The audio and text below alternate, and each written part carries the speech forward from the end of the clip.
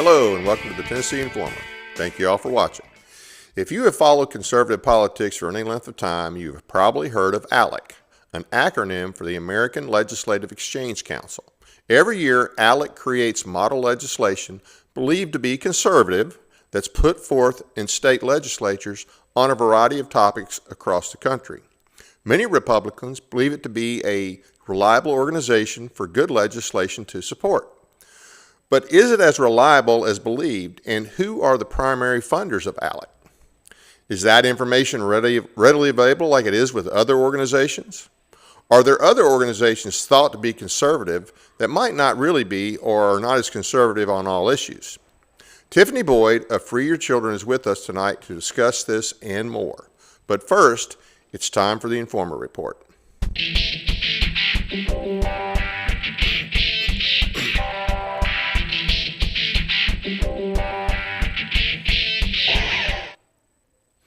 According to an article in the New American, Marjorie Taylor Greene has accused President Trump of abandoning America first. She cited his focus on foreign affairs and interventionist policies. She referenced his recent hosting of jihadist-turned-Syrian President Ahmed Sharia, bailing out Argentina, and funding of foreign countries and wars. She also disagrees that inflation has lowered overall.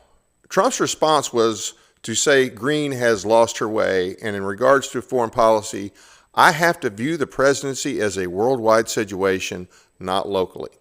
While no doubt foreign policy is the domain of the executive branch, saying he views the presidency as a worldwide situation should concern us all. He wasn't elected to be president of the world. We elected him to represent us. And so yes, he's the key guy for diplomacy, but I think all of us would agree with Marjorie to at least some degree that there's been way too much focus on other countries and other parts of the world. And even though we can't be totally isolationist, we need more of America first. Similar and more detailed concerns about Trump's dedication to MAGA can be found in an article in the American Thinker last week by Olivia Murray, titled MAGA Dies by 1,000 Cuts. The article covers her disgust over the 50-year mortgage proposal and allowing 600,000 Chinese students in American universities. I think that makes us all mad right there. That's just crazy.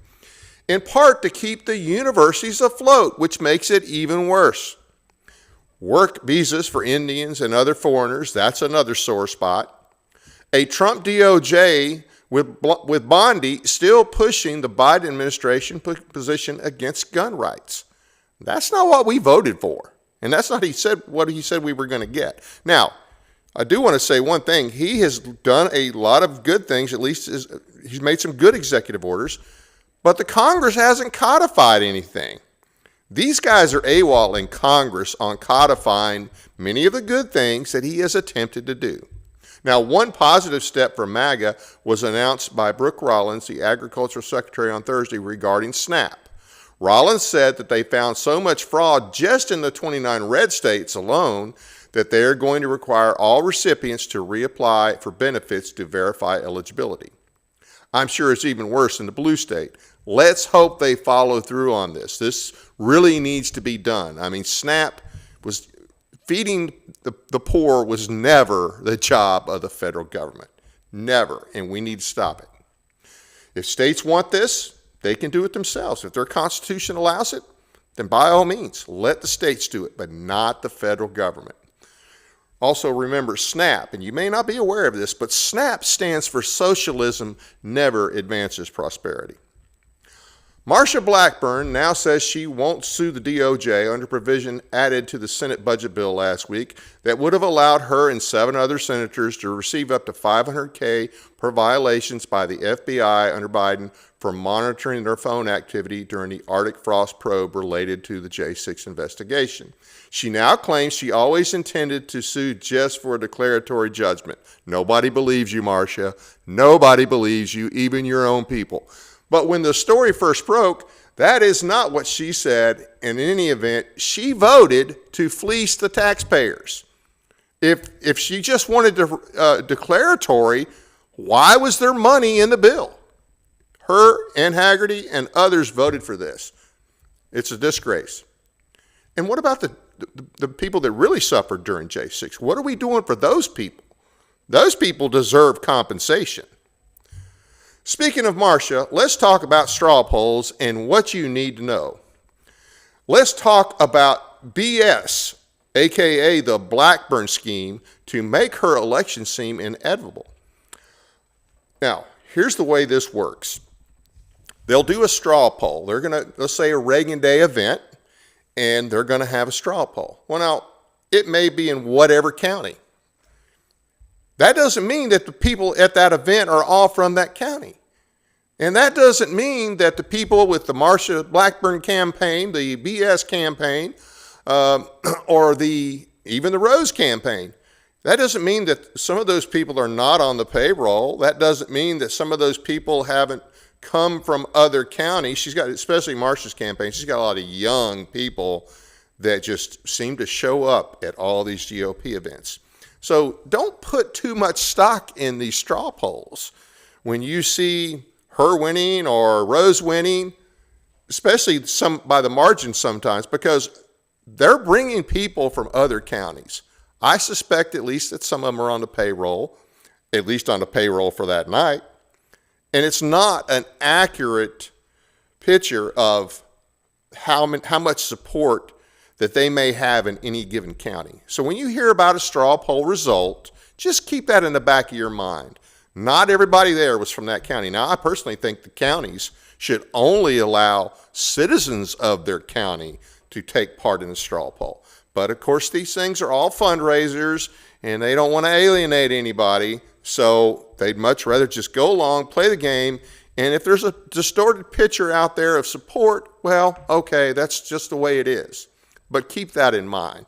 Also, I would encourage you all to watch the old Bryan County GOP recording. It's on our site, Tennessee Informer website, from last week. Compare and contrast what Monty had to say, what Monty Fritz had to say, and yes, I'll tell you I'm supporting him, what Monty Fritz had to say versus Marcia's mouthpiece for that event, which was Glenn Jacobs and John Rose. Just listen to all three.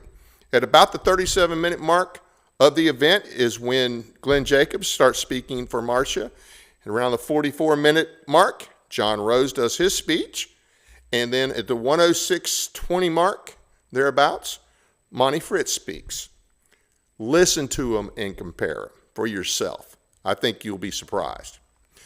Early in the year, Governor Lee signed legislation that stated that the state and its political subdivisions must not be compelled to enforce or collaborate with enforcement of requirements of mandates issued by the WHO, the UN, or the World Economic Forum.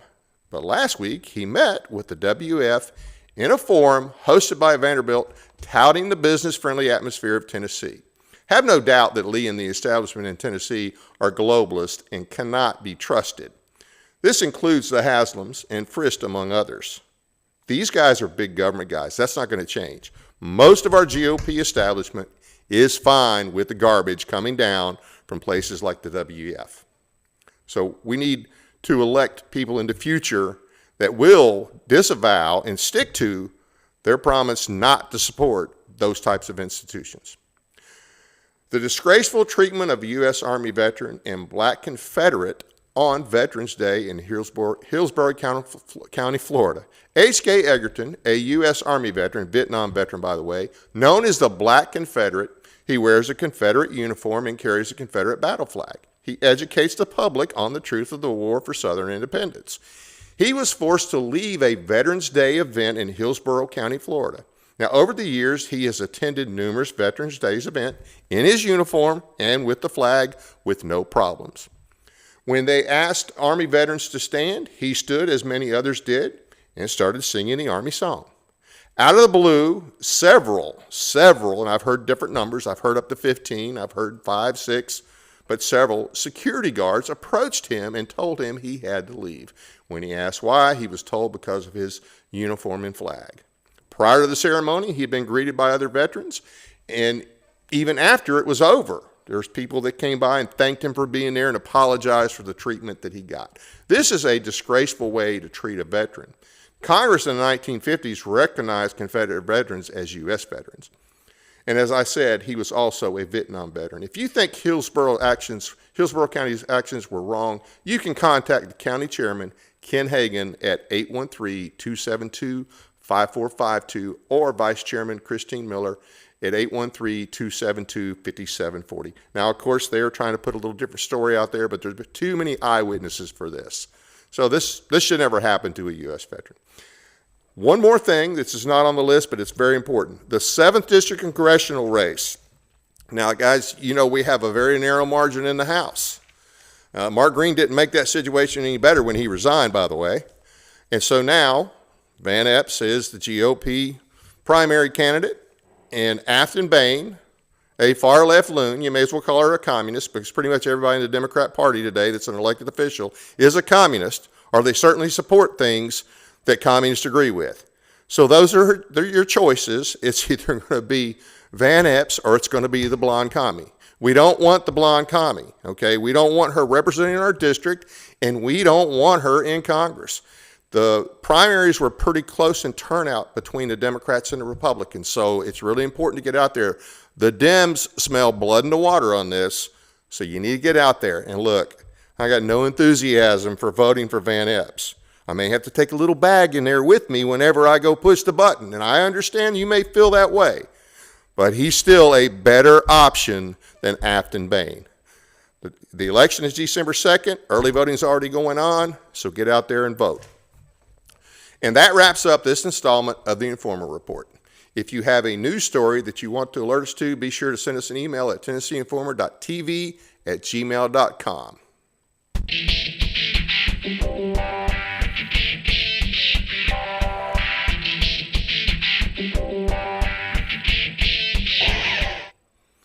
Before we say hello to our guest tonight, Tiffany Boyd, here's a brief word from our sponsor, our very first sponsor. Now, other people have given us some great support, but this is our first official sponsor.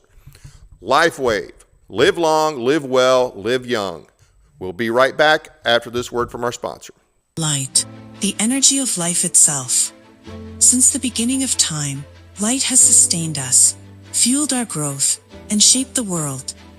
Even Einstein recognized that everything we are is made of light. But what if we could harness the light within us, not just to live, but to renew, restore, and rejuvenate? Introducing LifeWave X39, the first product in the world that activates stem cells using our body's own light. Backed by clinical research, multiple patents, and over 10 years of stem cell research, a revolutionary wearable light technology that unlocks the power of activating our own stem cells with a single, safe, affordable, non-transdermal patch that puts you back in control of how you look, feel, and perform. Unlike drugs or chemicals, X39 works naturally, awakening your body's ability to heal and thrive. It's time to unlock your full potential, restore your vitality, and embrace a healthier, more vibrant you. And now to our guest, Tiffany Boyd. Thank you for being with us today. How are you doing? I'm doing well. Thank you for having me again. We're glad to have you. And before I forget, you'll be back on January 5th to talk about your bill before the upcoming session. So we look forward to that as well. Well, before we get to the main topic, let's remind the viewers about your organization, Free Your Children, and what it does. Absolutely. Free Your Children is a ministry where we believe that we are standing as the watchman on the wall. We seek to equip families and individual citizens with the information they need to better protect their constitutional rights, their educational rights, their parental rights. We also have a mission to just educate as many people as possible about what is happening in education, where these agendas came from, where we are today, and where we are headed in the future. And we are excited about the many opportunities that God has blessed us with, and our goal is just to inform as many people as we can. So we're just trying to get the word out there as quickly as possible because we know it's time sensitive. We are based out of Tennessee, but we are actually traveling all over the United States wherever we're asked to come because, as you know, this is a nationwide agenda. Absolutely, and there's some great information on that site. As I said in the opening, ALEC is well known in conservative circles and has a good reputation among many. I've heard of it for years, but have also heard others have less than flattering things to say about it. Let's start off with the GB&U, the good, bad, and ugly. In your opinion, is there anything good about ALEC? Well, that's a loaded question there because I know amongst the conservative circles, they've touted themselves as helping to accomplish some things to reinforce conservative beliefs and values. But as we have started doing this work with Free Your Children, and the more that we have delved into these topics, we have come to know and understand that what this is looking like and the work that ALEC is involved in, especially in our wheelhouse, within the educational wheelhouse and the parental rights wheelhouse, is the fact that these are corporate lobbyists. So when we talk about what ALEC really is doing, what it is happening with ALEC is that corporate lobbyists are actually passing, drafting and getting laws passed. So if you believe that lobbyists should be deciding what our laws are, then I guess you may be a fan of ALEC. But as for me personally and our ministry, we see the dangers in that. We see the dangers in corporate lobbyists creating legislation that oftentimes the citizens may not even know about until after the bill has already been drafted and passed. Because unless you're keeping a very close watch on legislation, not only in Tennessee but across the nation, because this is a huge organization that spans all 50 states, and they are working with legislators all across the United States to get legislation passed, and oftentimes it does benefit big corporations. And most of the time we are finding out that the citizens really do not have a voice, and it is concerning because they do not have to divulge who funds them. We have been able to find out through research that we have done, and many other people have done this research as well too, and I am pulling information from multiple different research entities and things that they have published in public records to form our own opinions. And I just encourage anyone, anytime you're considering supporting any organization, you have to do, or you should do, your research to find out what is really behind these organizations. And I think that's so important in order to be an informed citizen. So I encourage everyone to do that, not to listen to this interview and say Tiffany Boyd said, but go out and do your own research. Well, now I think we've got a couple slides in reference to ALEC's position on the corporations having a voice and the funders as well. Yeah, some of the big funders, the biggest funders, ALEC is more than 50 years old. And as I said, it brings together corporate lobbyists and state legislators where they come together and they meet behind closed doors to draft model legislation. And what happens with this model legislation is those lawmakers leave those private meetings with a text format that they can then take back to their own individual states and customize and create their own legislation that they can then, file their bills in their own state houses. And so, again, these are closed door meetings. And so when we were looking to see who some of their largest funders are, and I wrote it down so I wouldn't forget, but the Bradley Foundation is one that we're going to talk about here as we move through the interview, but also the pharmaceutical research and manufacturers. Big Pharma is another huge entity that supports ALEC, and that's things like Pfizer, Bayer, Blue Cross Blue Shield. Then you have big fossil fuels, energy companies, tobacco companies, alcohol companies like Anheuser-Busch. Of course, you'll see the Coke network pop up again and again and again because those guys are just absolutely everywhere. You have the transportation group, you have which UPS and FedEx, telecom, so an entity, business charter is one of those. So there are others too, and you can find this, and I'll post some links too where people can go and look at exactly what it says, but some of this is on the slides that you popped up there as well. But this is a huge moneymaker, for ALEC. I mean, this isn't a very these aren't tiny, these aren't peanuts, okay? This Right. is millions and millions of dollars that we're talking about, and of course, there are membership fees attached to becoming a member of ALEC as well. And I found that just really interesting because for a private sector member, for instance, if I wanted to join ALEC, or Dave, if you wanted to join ALEC, you're looking at a minimum of $12,000, and even more if you're wanting additional access. If you want to be on their task force where you go behind the closed door, then you're going to drop another 5,000 for those closed door meetings. So anywhere. So our legislators don't have to pay these fees then? Oh yeah, they have to pay, not as much, but we're going to get to that in a minute. These are for private members. Okay. So a private member, like a corporation, that would be a private member, they're going to drop anywhere from $12,000 to $25,000 a year to be a member of ALEC and to participate in those closed door meetings, depending on, again, how much access you want, to what they're doing. Lawmakers can spend $100 for a 2-year membership to become a member of ALEC.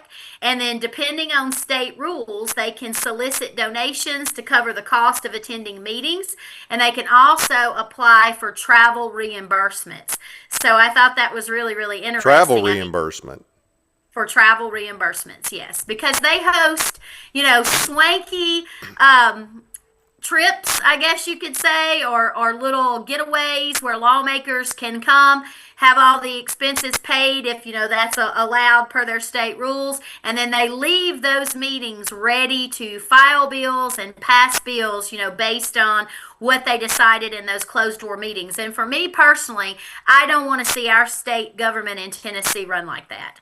I do not believe that lobbyists should have that much power and persuasion within our own state, because the citizens, the will of the citizens oftentimes gets cut out, like we saw happen during the Education Freedom Scholarship Act lobbying, the last couple of years when it was finally passed during a special session, this last legislative session. And if you have spent any time at all, any length of time at all at the Capitol, not only in Tennessee, but, I hear this reiterated from, our many other contacts across the nation, is that the lobbyists take up all the time of your elected representatives and, senators at the Capitol, when the average citizen should be able to get in, with their representative or with their senator to talk about issues that, they are invested in. But oftentimes these lobbyists monopolize the time there,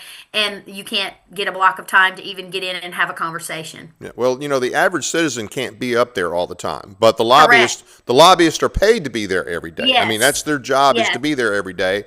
And Yep. for those of us who go up there occasionally to talk to a legislator about a bill, or to be in the, listen to a committee hearing or whatever, I mean, we can't do that all the time. We may be able to do it Right. a few days out of the session. Most of us can only do it a few days out of the session. Some people have, are able to do more, but they're outnumbered. Yeah. I mean, we're outnumbered when it comes to law. I mean, they've already got the Chamber of Commerce. So this is kind of like I guess this is another wing of the Chamber of Commerce, or the Chamber of Commerce on steroids.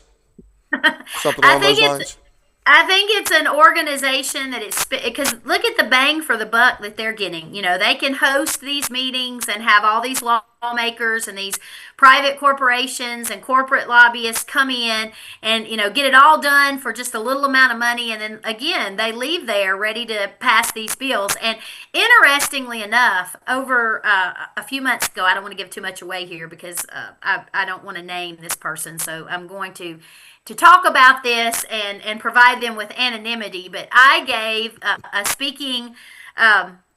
speech, I guess you could say, or participated in a talk in an area of Tennessee. And after I presented, I had someone approach me, and they wasted no time to tell me that they were actually affiliated with ALEC, and they were discussing the bill that we had run last legislative session, the FREE Act, and they asked me if I had worked with ALEC in terms of this particular piece of legislation. And of course, I'd already done a lot of research on ALEC, so I told this individual know I had not. And they went on to tell me that they were affiliated with ALEC, and that if we wanted to get legislation passed, we should consider working with them because they could get legislation passed, but we had to be willing to compromise. And of course, I've heard that over in terms of our bill that we ran, and I promptly looked at the individual and said, here's the thing. We don't believe in compromising freedom. You either believe in freedom or you don't. There's no compromise when it comes to that. So I think what happens is just exactly what she said. I think some bills, they go into their little private closed door sessions, and it's important, all these organizations want a good track record of getting the legislation that they're bringing to the table passed. And oftentimes, just so long as they can say that the bill passed, then that looks good on their resume. Right. But for those that care about the details of the bill and what it really means, sometimes compromising, if it totally destroys what you're trying to accomplish, then that's something that you wouldn't want passed to begin with. So I found that very fascinating. But let me ask you, what compromise did they want you to make? Well, in terms of the education freedom, the FREE Act that we were running last legislative session, that particular bill would have absolved families that were registering under that particular category of homeschooling. It would have absolved them from the compulsory attendance law. And I know that was a sticking point in and of itself right there, because there's a huge push for compulsory attendance across the nation. But there are states where the freedoms that we were asking to have recognized in Tennessee are already recognized, and we were simply wanting, our constitutional rights in Tennessee recognized as the other, it was 11 states at the time, had already done. But of course, our Republicans killed that bill. And that brings me to a next point. The irony in the show was just glaring. I know you and I were talking about this before we went live, but I found it very interesting that some of the same Republican representatives who were opposed to our FREE Act, which would have given families true educational autonomy in the state of Tennessee, were actually named as ALEC policy champions because they voted in favor of the Education Freedom Scholarship Act. And they specifically named Bill Lee, Randy McNally, Jack Johnson, Cameron Sexton, and William Lamberth as ALEC policy champions. No surprise. So, no surprise at all. Exactly. So I think if you're keeping up with those names and what they have been involved in for multiple legislative sessions, then that speaks volumes. Some other members, and this is not an exhaustive list, and I encourage, again, your listeners to go and do their own research, because they have the members of ALEC and representatives and senators that are affiliated with ALEC categorized by state. So some other names that you may find interesting were our state chair of ALEC, which is Chris Todd. Yep. And then some other members are Mark White, Farrell Hale, and Jeremy Faison. So again, this is not an exhaustive list. So if you go in and look that up, you'll see our other representatives and senators who were listed on that. But I think that's what concerns me the most, again, is the fact that they seem to be cutting out the individuals like you and I, the average citizens, who these laws are going to affect the most.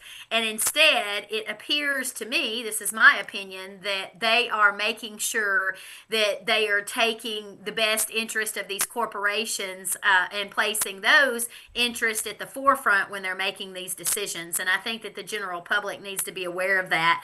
And they're effective. I mean, it's an effective group. You're talking, again, about millions and millions and millions of dollars. And I was reading something from USA Today when I was doing research for this interview, and it stated that from 2010 to 2018, across all 50 states where ALEC had they had drafted and filed these model bills, because that's what they call them. Right. There were 2,900 of those bills, and 600 became law. So wow. 21% of these model bills became law. So I don't know about you, but that's a pretty high percentage, in my opinion. And again, I know that our representatives and our senators during a legislative session, there are thousands of bills that are filed, and some of these bills have multiple, hundreds of pages. Right. But I think for the general public, and like you said it just a second ago, your average citizen cannot go Yep. to the legislature every single day. And we were there multiple times a week for weeks last legislative session. And we met a lot of these lobbyists and had conversations with them. And you're right, they are there every day. They're paid to do that. That is their job. So they are there all day, meeting regularly, with the either the senator or the rep, as many as possible, I'm certain, as many times as possible, I'm certain. And of course, we had our children with us many times that we were at the Capitol, and our kids were asking questions, of the lobbyist. And of course, several of them that we spoke to, they were very careful about what they would tell you. But when you would ask, the kids would say, well, who do you work for? And they would say, well, we work for different people depending on, what they need us to be here for. Depending on who's asking. Yeah, yeah. So whichever bill they're there to get passed, whichever corporation has hired them, that's what they're there, to do. And you're right, it's expensive to go to the Capitol. It's very time consuming. Most people have to work jobs that would prevent them from being able to come to the Capitol on a regular basis. And it was expensive for us to go, to the Capitol. You're looking at, trying to find a place to park, which isn't easy and is very expensive in Nashville. And then, of course, we would, go in with food that we would take with us, so that we wouldn't have to, purchase food while we were there, because sometimes they will drag legislation out for hours and hours and hours. Yes. And you'll wait for a bill in committee, and then your bill gets rescheduled. So you were there all day waiting to hear your bill, and now it's rescheduled, and maybe you can't come back, Yep. Yeah, we've done that now for 2 legislative sessions, and we would be there 5-6 hours, at a time. We were there when, the Democrats would be there, and they would be fighting a certain piece of legislation, and they would actually clear the chambers, and we'd have to go back out into the hallway, and it would be a circus out there, and then we would have to wait until they could get that under control before we could go back. I mean, it is very, time consuming, and so I understand that many people cannot be there on a regular basis, but you can watch it at home. Right. They do stream these, so I would encourage people, if you can and have a chance, and they're supposed to be recorded so you can go back and watch them. I really encourage you to keep a pulse on what is happening at your state legislatures, no matter if you live in Tennessee or wherever you live. If you can't be there, find someone that that can help support them so that they can be there to keep a pulse on the environment and what's actually going on, and try to track pieces of legislation that you think, may be something that it plans or intends to encroach upon your rights. And of course, for us, we watch closely, education, parental rights, anything in terms of that nature, because I think that, and one thing I want to clarify on this show is that there's been a lot of confusion with Free Your Children and what we're really doing, because some people think we are one issue, which is just school choice. But I want to tell everyone that it's not. Our primary goal is arming parents with information they need to better protect their families. And so that encompasses a lot of different topics. And school choice is not just one bill. It's not just a voucher bill. School choice, actually, the globalization of education is the goal. It is a globalist initiative that encompasses every area of our life. So it's going to touch 2A rights. It's going to touch property rights. Yep. It's going to touch social credit scores. It's going to the digital currency. All of those things that are going to usher in the 4th industrial revolution are tied to school choice. And so they have to be able to advance universal school choice to usher that in. And so the things talk a little bit about, the 4th industrial revolution. Can you elaborate on that a little bit? I've heard of it. I know a little bit, but the audience probably wants to hear a little more about that.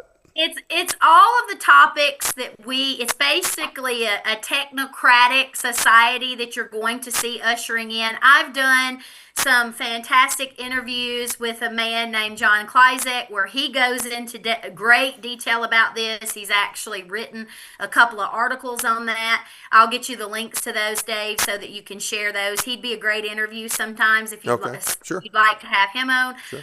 Also, he's written a book called School World Order, where he talks about this as well. This is what we're going to see. All those topics that I just spoke about, this globalization is marching toward all of those things, where essentially, we are going to become what we don't want to become, which is you will own nothing and be happy. Right, right. And Big Brother will control every aspect of, your lives. And of course, it will be the industrial age. Everything is automated now with the advancement of AI and our surveillance state, and, being able to data mine, vast amounts of data to really keep us under control using technology. Those are the things that you're going to see in the fourth industrial revolution. What connections does ALEC have with the people that are pushing this agenda? That's a great question, and I'm glad you brought that up, because ALEC, they support the globalization of education, or in other words, the privatization of education, which is what is going to happen in order for, this agenda to be advanced. So what we have found is one of the largest funders of ALEC is the Bradley Foundation, and they are a huge proponent of the school choice initiative. And I have some notes right here on this. The Bradley Foundation paid Alliance Defending Freedom, who actually promotes school choice, $824,000 in 2022. For what? They also paid ALEC $500,000 in 2022. They also paid the State Policy Network $235,000 in 2022, and I have written extensively about all of these organizations, but they also paid $7.5 million to 34 state affiliates and national umbrella organizations of the State Policy Network. And they also paid the Heritage Foundation $529,800. So, so Heritage and Alliance Defending Freedom support the globalization of private education. Correct. I'm going to give you some names here. I also wrote an article for the Borough Pulse that's listed on my website. It's also over on the Borough Pulse, called The Players Behind the Globalization of Education, where I break down the involvement of several of these organizations, but Americans for Prosperity is one. Yeah, AFP is not a surprise. AFP would be no surprise whatsoever. Correct. If you live in Tennessee, they've been behind the push the last two legislative sessions, with the last one being when they, successfully ushered this in.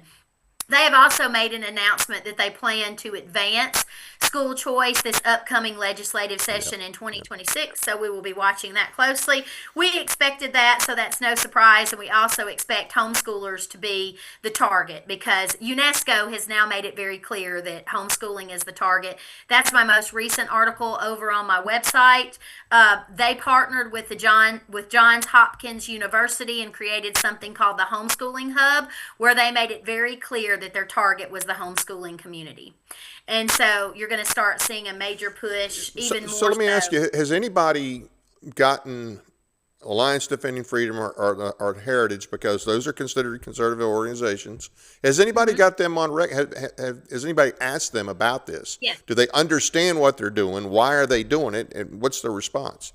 Well, we had an opportunity, not this past legislative session, but the legislative session before, to speak to some of the Alliance Defending Freedom individuals that were there when homeschooling was named. And it was an avoidance of the topic when they found out that we were opposed to school choice, with them telling one of our volunteers that were there that they stayed out of that they didn't participate in any school choice lobbying, and nothing could be further from the truth. But they got paid, right? We know they got paid. Yes, it's very clear that, and they have it on their website, that they support this advancement of the privatization of education. So you've got American Federation for Children, which is, Betsy DeVos, and then you've got Moms for Liberty. They are a huge, Moms for Liberty. Proponent, absolutely. They've actually just recently partnered with Corey DeAngelis, and he's going to be What? speaking at their national Moms for at their Liberty with national. with that guy? Yes. Yes, at their national summit. He's going to be one of the keynote speakers. And again, all of that information and the screenshots from their announcements are over in that article that I have written. So I hope they're not bringing their kids to that thing. Exactly, exactly. It just befuddles me to even try to wrap my mind around why any conservative organization would think, after his Corey DeAngelis' history, that would be a good idea. And Remind everybody what that history is. Yeah, the history was he was called. It was found and discovered that he had a history of participating in the gay porn industry under the stage name, I guess you could say, Seth Rose.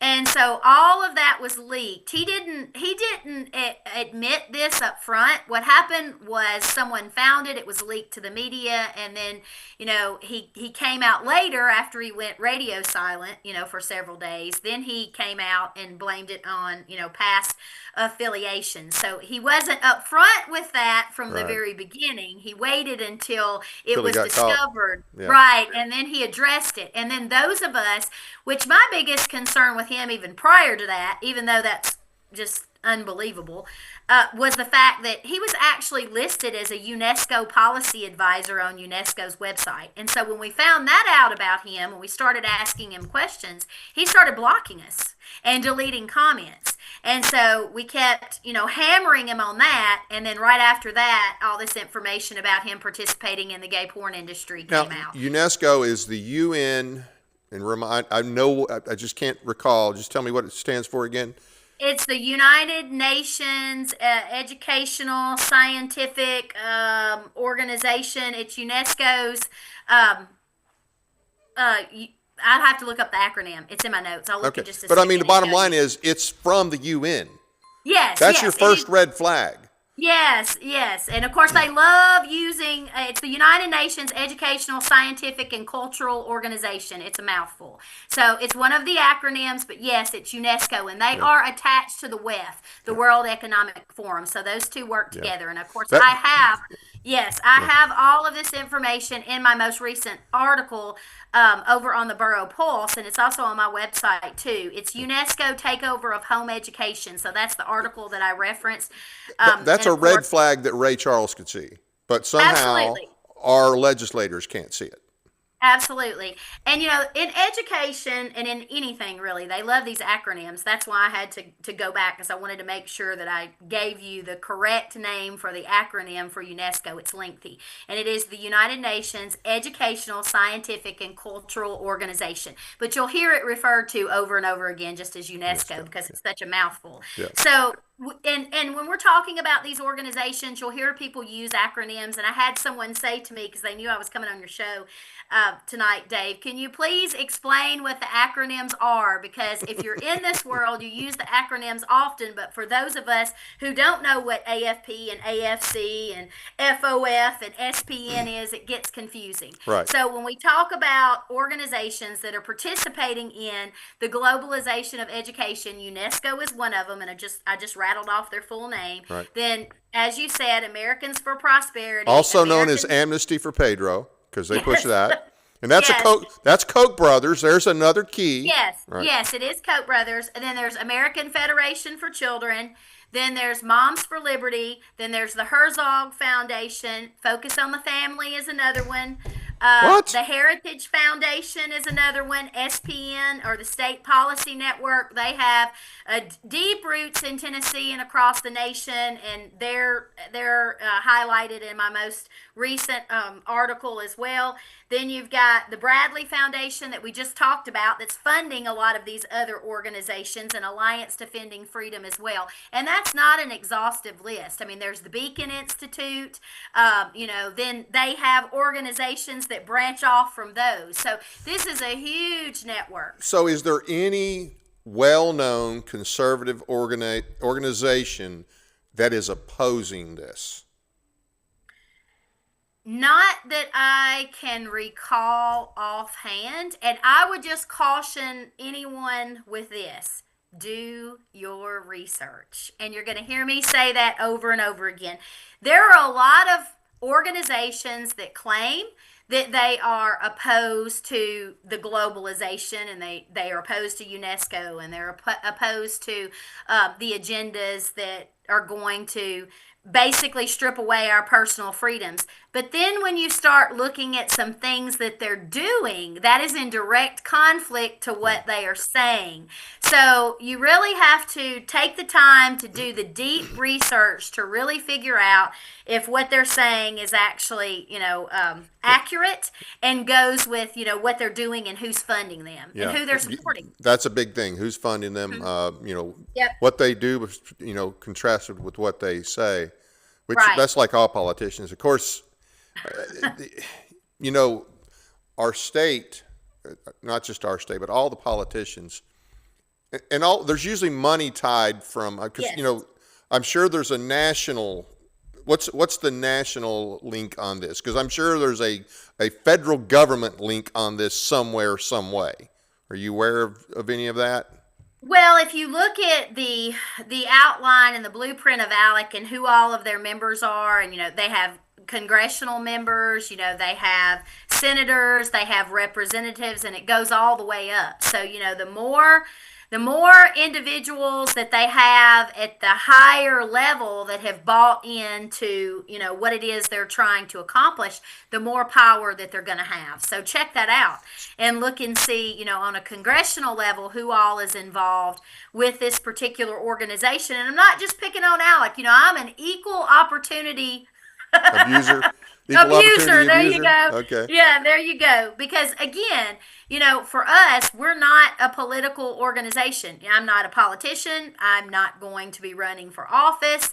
We don't endorse politicians. All we do is do the research that we feel like families and citizens need to know about in order to protect their freedoms. And then we have those discussions, and we encourage others to do the same and to ask hard questions. I don't really know when it became taboo to ask questions, to be able to learn. I guess it became taboo when those that are being expected to answer those questions don't want to answer them because it may be something that would be a detriment to a position that they're hoping to achieve or a bill that they're hoping to get passed. It's kind of a political Fifth Amendment, right? Yes, Yeah. yes, absolutely. So, I would say if you have been supporting organizations in the past and you do not know if they are supporting some of these globalist agendas, again,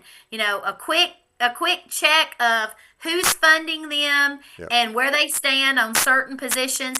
If they are pro school choice, then they are pro advancing globalization, because that's what it leads to. And they may not know that. So I'm going to give them grace and say, and if they don't understand what the issues are in terms of being for universal school choice or being for advancing, we already have school choice. Right. And I think that that's what everyone needs to understand. We've always had school choice. You have the choice to send your child to public education, you have the choice to privately educate your child, or you have the choice to home educate your child. That is school choice. Yeah. What they're pushing is government school choice, Yep. where the government is funding private education and therein will control private education. Right. So if you have a neighbor, a friend, your local GOP, if you have a conservative, we know the Democrats are supposedly against school choice, even though if you look back throughout history with the school choice agenda, Democrats have supported agendas to advance school choice as well. But it has become Well, and they're the big supporters. cornerstone. They're big supporters of the UN in general. The whole global Right. thing. Yeah. Right. So, even though we are opposed to school choice and they're opposed to school choice, we're opposed for different reasons. They're opposed because they do not want it to destroy the traditional path of education.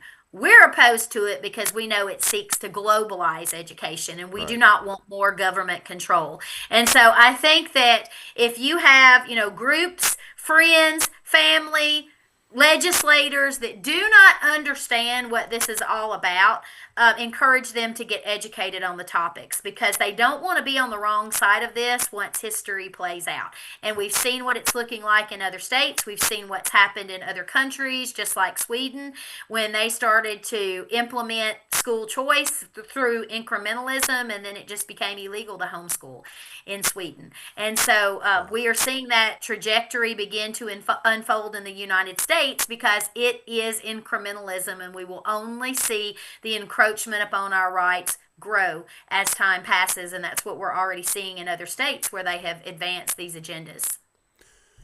And like I said, if it involves UNESCO, that should tell anybody and everybody right there, look, this is not something we want to be involved with. But ALEC, like I say, I've heard about him for years, and for years, I always, people that I thought were conservative were telling me about them and what a great organization they were. Never did any real digging, and then several years in the last recent years, I've heard things, and from people who I trust, not people that.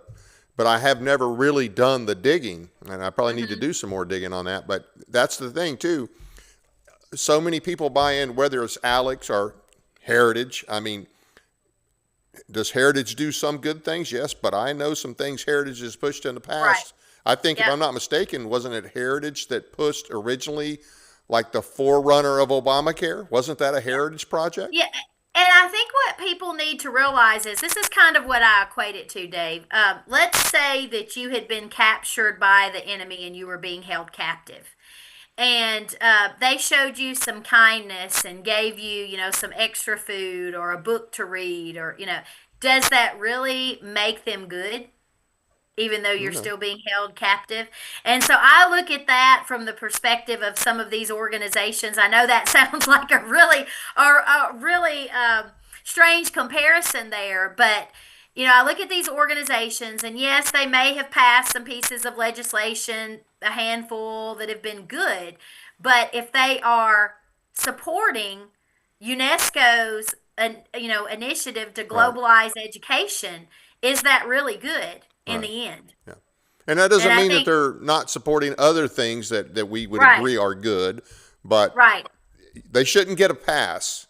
Right. Just because, they do other things that are good. They shouldn't get a pass. Yes. Exactly. And that's the thing. We have to stop, so many people get so caught up in, we talk about people worshiping, actors and actresses and famous people, but I think people also kind of get stuck into, they get really attached to organizations that have large names. They get attached to political figures, and they do not want to hold them accountable for things that are less than stellar, or things that they need to be held accountable for, because they don't want it to look as if they are abandoning their support for that organization or that person.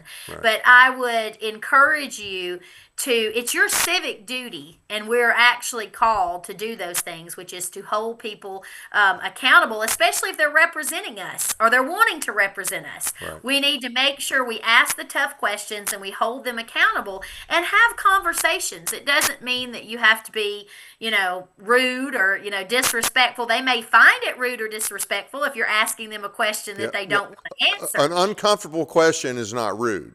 Exactly. And I always say that a non-answer is an answer. So if they refuse to answer your question, then you have your answer. And if they don't want to talk about these topics, and if they are avoiding you, like we find to be par for the course when we go to the legislature, then you already have your answer. And again, they shouldn't get a free pass for that. We should be having discussions. Hey, we went to discuss, school choice and the globalization of education with X, Y, and Z, and they refused to meet with us. And we should be able to have those conversations, and those legislators should be answering to the very people who pay their salary and put them in office and gave them that power to begin with. At the county level, from what I understand, they have the sunshine laws. So you're not supposed to talk about things that you're going to vote on. You're not supposed to talk with other members privately, or somebody that might be in, let's say there's a bid out for a contract for something for the county, then you're not supposed to have private conversations. It's the sunshine law.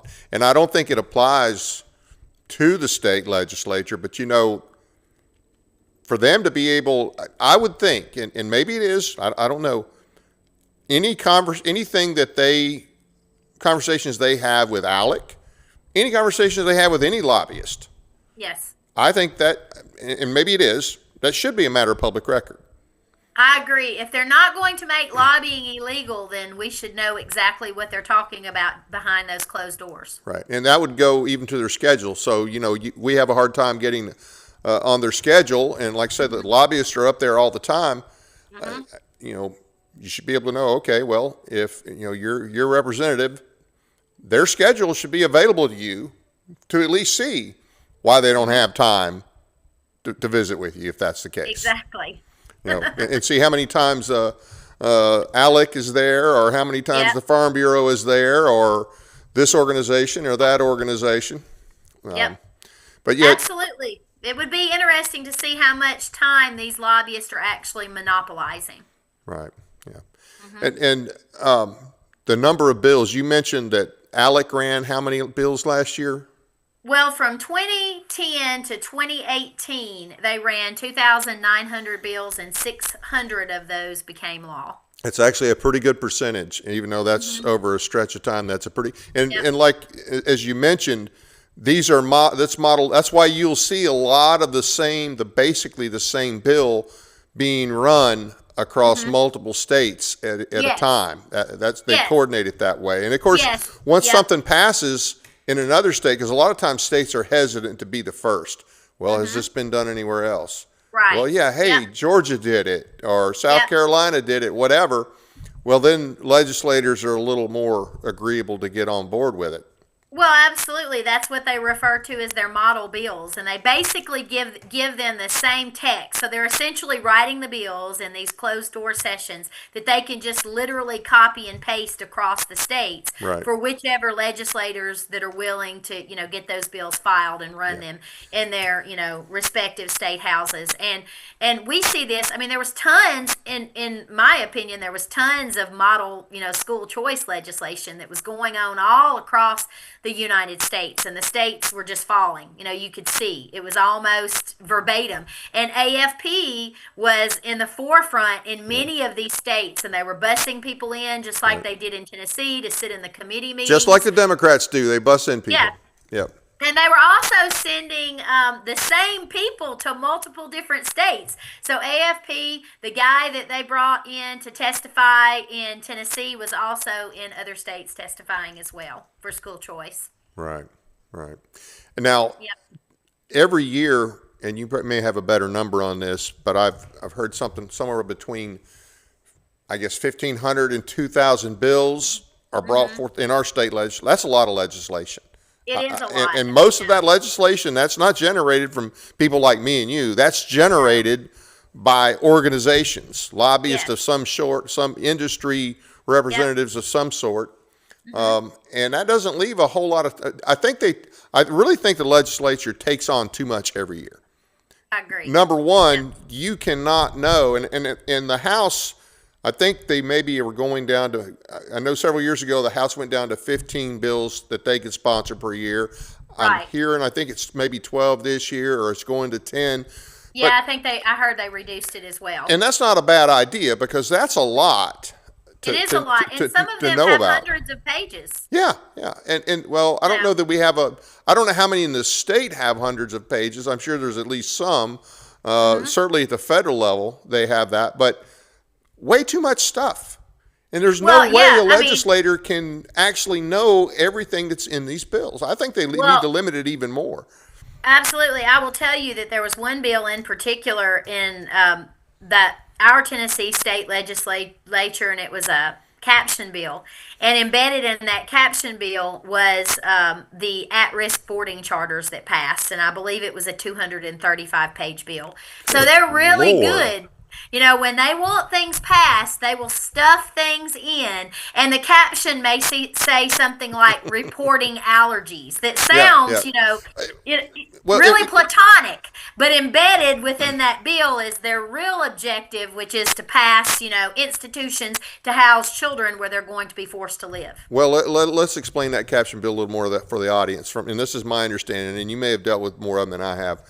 The caption, when it's filed, It's just basically going to state, it's going to give like a very generic summary, and it's going to talk about the codes that are going to be impacted. Tennessee codes annotated that will be impacted. Right. But then they usually hold that bill. Yep, it's a placeholder. It's a placeholder, and then they will, towards the end of session, that's when they flesh it out. And they do that. Now, sometimes it turns out to be a good thing. Most of the time it doesn't. I don't really Correct. like the way they do that. I think you just be upfront with it. Part of the reason they do that is, and I know people have done it, is sometimes to avoid, having in this case, this had to do with a bill that was a conservative bill, and the guy was just really tired of dealing with all the crazy fruitcakes on the left. And so he just did the caption bill. He used the caption bill, and then at the later on in the session, he was able to flesh it out and get it through. So that's one of the reasons, but then they also do it for deceptive reasons a lot of times. Right. And so, but there's just way too much legislation up there, and it's not being generated for our benefit. It's being generated for the benefit of different businesses. And I'm not anti-business by any means.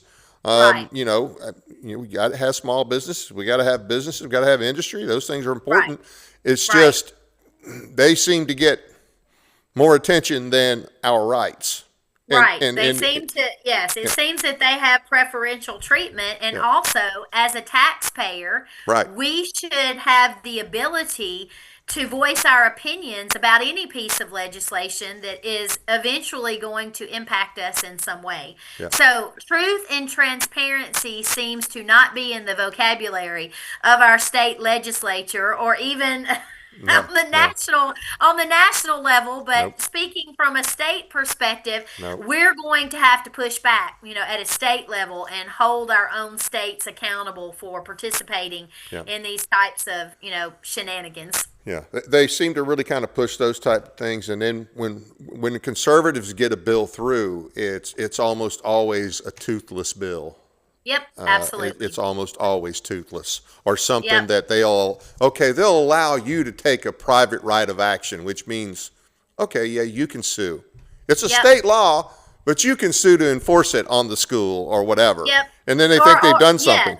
Well, you're exactly right. And oftentimes these bills pass because it is a bill that a politician wants to pass to add to their resume. Yep. So it's something that gives them bragging rights, but it has no teeth, as you said. It's non-enforceable.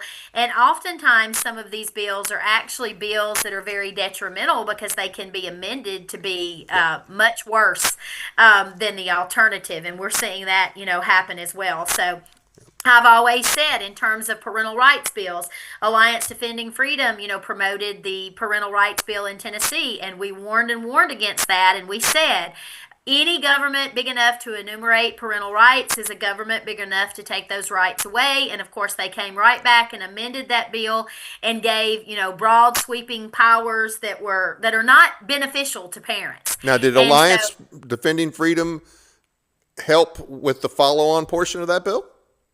They helped with getting the bill passed to begin with, which was, we called it the fake parental rights bill in Tennessee. And we asked legislators, please do not vote for this. Right. This is a slippery slope because, as you know, it's very easy to amend bills. And even if you have good intentions on the front end, it can end up, having very serious repercussions. And of course, they wasted no time in getting those amended. And, I discuss all of those topics in detail in the seminars, that we've been doing, because as you said, we talked about this earlier, when you said sometimes you will get ready for a show and then you realize that it's already changed. And that's exactly what happens in our wheelhouse, is that education, parental rights, it's always fluid and always changing. And so the information is never the same. Now, this is a podcast interview, but this is different than what you do when you're doing your seminars. Yes. You want to talk about that, and then we'll talk about the seminar you got coming up. Yeah, absolutely. So what we've been doing, we customize our seminars to the area where we are presenting, and we do a multitude of different seminars on different topics, just depending on the group that we're going to be presenting to and what they want to focus on. We've done seminars for groups, including Tennessee Firearms Association, where we hit heavily on, how these initiatives negatively affect our 2A rights. But what we're really doing is giving an overview in general of, again, where all this came from, where we are today, and where we're headed in the future. And then we break it down with examples of exactly how this is happening, who's been participating in this, what it looks like, the different initiatives that they are implementing to be able to, snatch our freedoms and data mine our children. And again, it's always changing. They're always doing, more and more, how they are advancing mental health initiatives in Tennessee and across the nation, and why, and what that looks like. Data surveillance and where we're moving toward that, how schools are, able to bill for many of these, mental health. And you mentioned mental health, and you mentioned the Second Amendment. And I think that the mental health thing, that's the angle they're going to use to restrict the Second Amendment as much as possible. That's exactly what they're going to do. Absolutely. I give real examples of that, and we go into detail about what that's looked like in other states, what we know that they're going to be doing in Tennessee, and what they've already done in Tennessee. And so I've said over and over again, they're never, ever going to have to file a red flag bill. They're not going to have to do that. Because within a few decades or less, I would say less, we will effectively be moving toward an unarmed population, because we are diagnosing our children at alarming rates with mental health illnesses. Wow. And that's a very low down way to do it, but they will do it. And people like our governor and the idiots in our legislature will cheerlead it. Absolutely, and I talk about how the way that TISA has allowed for the incentivization of the medicalization of our schools, not just in Tennessee but across the nation. But if you're in Tennessee, what that specifically looks like in Tennessee, we fought back against the replacing of our old BEP formula, which was the funding formula that we originally had for our schools, and we replaced that with the TISA. I said then that the TISA is the Trojan horse that they have to make sure that they implement in order to be able to advance all of this. Why do you say that? It has far less accountability than the old BEP funding formula.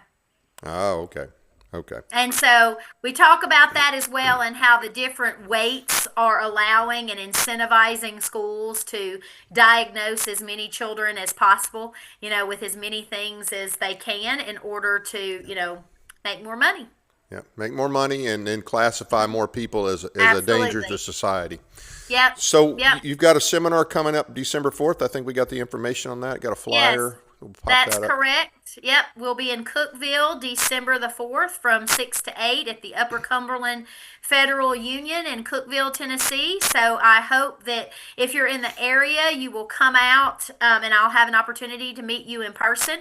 That area of Tennessee has been great to us. We were just recently over in West Tennessee, and they were equally as wonderful to us there as well with Campaign for Liberty. But if you're in Cookeville on December the 4th, I highly encourage you to come out. Our goal is to educate as many people as possible prior to the legislative sessions beginning across the U.S. because if you're educated, then you are armed with the information you need to hopefully watch legislation and know when problematic legislation is being introduced, and then you can get mobilized and activated to fight back and hopefully stop Tennessee and other states across the nation from advancing this globalist agenda. Yeah.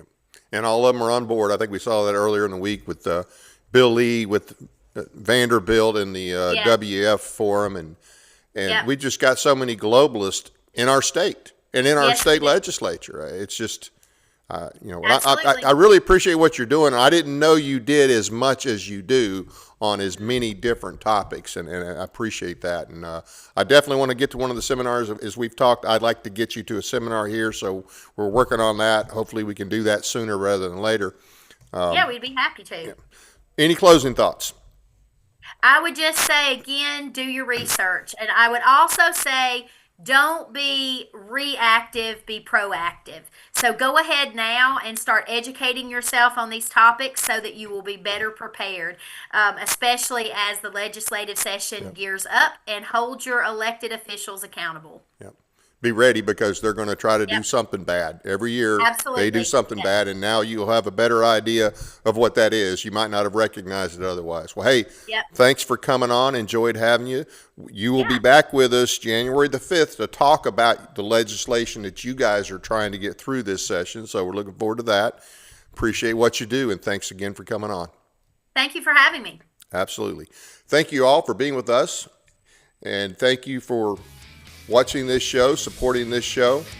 We have no second show tonight, and once again, thank you for watching. It doesn't cost anything to subscribe, so please be sure to hit the like and subscribe buttons, as well as the notification bell, so you never miss an episode. We appreciate your support.